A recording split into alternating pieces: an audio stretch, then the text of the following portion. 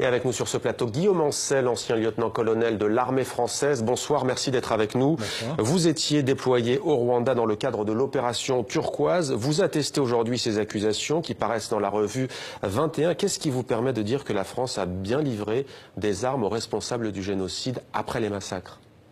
En général, je témoigne sur ce que j'ai fait et ce que j'ai vu. Au Rwanda, donc j'étais officier de la force d'action rapide, j'ai été détaché dans une unité de Légion étrangère pendant l'opération et j'ai assisté à une livraison d'armes dans les conditions décrites par la revue 21. Donc je pense que c'est difficile de nier ces livraisons dans la mesure où maintenant on sait par qui elles ont été commandées et moi j'en ai vu l'application sur le terrain. Donc on est dans la deuxième quinzaine de juillet 1994. Techniquement le génocide est terminé mais les génocidaires sont là.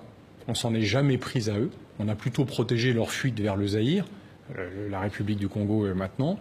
Et dans la deuxième quinzaine de juillet, je reviens un jour d'une opération d'extraction qui s'est mal passée. J'arrive sur la base de Cyangugu, qui est le sud du Rwanda.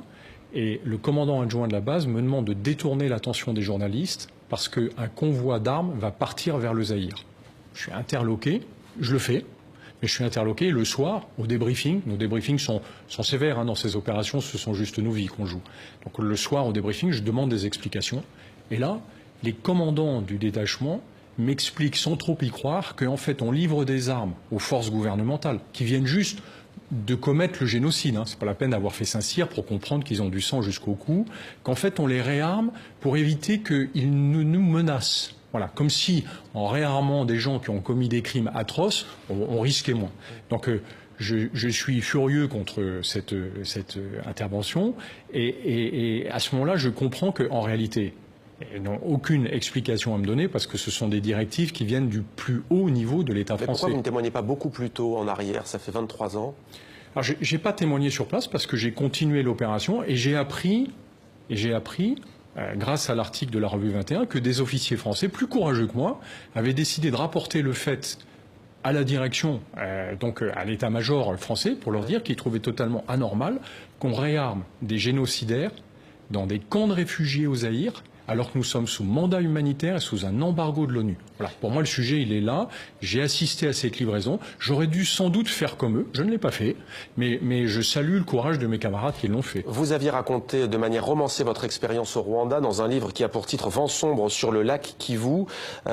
Pourquoi, selon vous, ce génocide continue de hanter la France près d'un quart de siècle après ? Pour une raison simple, c'est que 23 ans après les faits, nous ne connaissons toujours pas le rôle que la France a joué dans le génocide des Tutsis au Rwanda.